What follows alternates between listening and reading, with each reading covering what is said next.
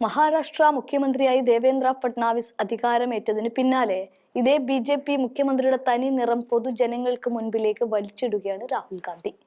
പ്രതിപക്ഷം പോലും ഇല്ലാതെ ഒറ്റയ്ക്ക് ഭരിക്കാനുള്ള ഭൂരിപക്ഷത്തിൽ എൻ.ഡി.എ മുന്നണിയുടെ ബലത്തിൽ ഏകനാഥ് ഷിൻഡെയെ അടിച്ചൊതുക്കിക്കൊണ്ടാണ് ദേവേന്ദ്ര ഫഡ്നാവിസ് മുഖ്യമന്ത്രിയായത്.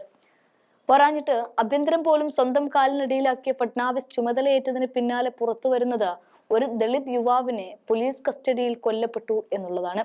ഇതോടെ രണ്ടും കൽപ്പിച്ച് രാഹുൽ യുവാവിന്റെ വീട്ടിലേക്ക് കുടുംബാംഗങ്ങളെ കാണാൻ ചെല്ലുകയാണ് ഉണ്ടായത്. എന്നാൽ ഇവിടെ സംഭാലിൽ തടഞ്ഞതുപോലെ ബി.ജെ.പിക്ക് രാഹുലിന് ഇവിടെ തടയാനായിട്ടില്ല എന്നാണ് ഏറെ പ്രത്യേകതയുള്ള കാര്യം. ആ വീഡിയോ ഒന്ന് കണ്ടു നോക്കാം. देखिए, अभी मैं परिवार से मिला हूं और जिन लोगों को मारा गया है, पीटा गया है, उनसे भी मिला हूं. बड़ी क्लियर बात है. उन्होंने मुझे पोस्टमार्टम रिपोर्ट दिखाई,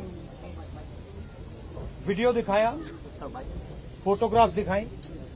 ये 100%, 99% नहीं, ये 100% कस्टोडियल डेथ है.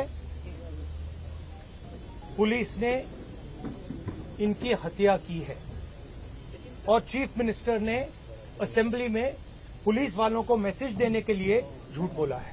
मुझे बोलने दीजिए आप. हाँ जी, ठीक है. इसको, इस युवा को इसलिए मारा गया है क्योंकि वो दलित है और वो कॉन्स्टिट्यूशन की रक्षा कर रहा था. आरएसएस की विचारधारा कॉन्स्टिट्यूशन को खत्म करने की विचारधारा है. हम चाहते हैं कि एकदम ये मैटर रिजॉल्व किया जाए और जिन लोगों ने ये किया है उनको सजा मिले. जिस तरह से कार्रवाई की गई है, आपने मेरी पहली स्टेटमेंट सुनी. मैं संतुष्ट नहीं हूं. मैं क्लियरली बोल रहा हूं, यहां इन लोगों को पीटा गया है और हत्या की गई है. मर्डर है ये. इसके ऊपर जिस तरह से राजनीति की जा रही है, आप यहाँ आए हैं. ये राजनीति नहीं है. कोई राजनीति नहीं हो रही है. सुनिए, आप सवाल पूछ रहे हैं, मुझे बोलने दीजिए. ये कोई राजनीति नहीं हो रही है.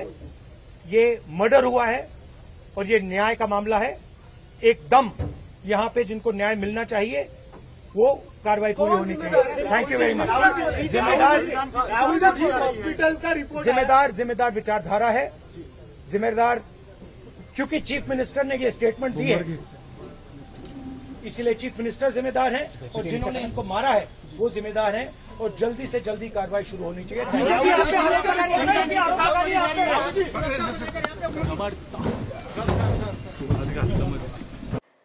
ദളിതനും ഭരണഘടനാ സംരക്ഷണമായതുകൊണ്ട് സോംനാഥ് സൂര്യവംശിയെ പോലീസ് കൊലപ്പെടുത്തിയെന്നും അദ്ദേഹത്തിന്റെ പോസ്റ്റ്മോർട്ടം റിപ്പോർട്ടുകളും ചില ഫോട്ടോകളും വീഡിയോകളും കുടുംബം തനിക്ക് കാണിച്ചു തന്നു എന്നുമാണ് രാഹുൽ അതിനുശേഷം മാധ്യമങ്ങളോട് പറഞ്ഞത്.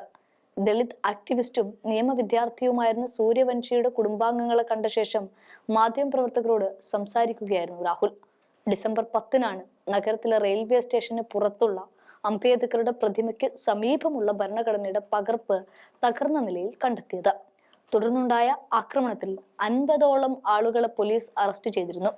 ജില്ലാ സെൻട്രൽ ജയിലിൽ ജുഡീഷ്യൽ കസ്റ്റഡിയിലിരിക്കെ നെഞ്ചുവേദനയും അസ്വസ്ഥതയും അനുഭവപ്പെട്ട സൂര്യവംശി ഡിസംബർ 15-ന് ആശുപത്രിയിൽ വെച്ചാണ് മരിച്ചത്.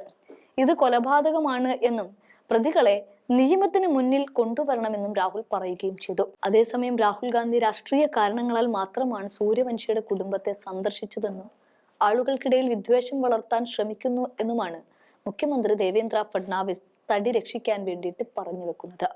പോലീസ് മർദ്ദനത്തെ തുടർന്നാണ് മരണമെന്ന് തെളിഞ്ഞാൽ ആരെയും രക്ഷപ്പെടാൻ അനുവദിക്കില്ല എന്നും ഇതേ മുഖ്യമന്ത്രി തന്നെ പറയുന്നുണ്ട്. കസ്റ്റഡിയിൽ പീഡിപ്പിക്കപ്പെട്ടിട്ടില്ലെന്ന് സൂര്യവംശി മജിസ്ട്രേറ്റിനോട് പറഞ്ഞിരുന്നുവെന്നും CCTV ദൃശ്യങ്ങളിൽ പോലീസ് ക്രൂരതയുടെ തെളിവുകളൊന്നും കാണിക്കുന്നില്ല എന്നുമൊക്കെയാണ് മുഖ്യമന്ത്രി ദേവേന്ദ്ര ഫഡ്നാവിസ് ന്യായീകരണമായിട്ട് നിയമസഭയിൽ കഴിഞ്ഞ ആഴ്ച പറഞ്ഞു വെച്ചതും.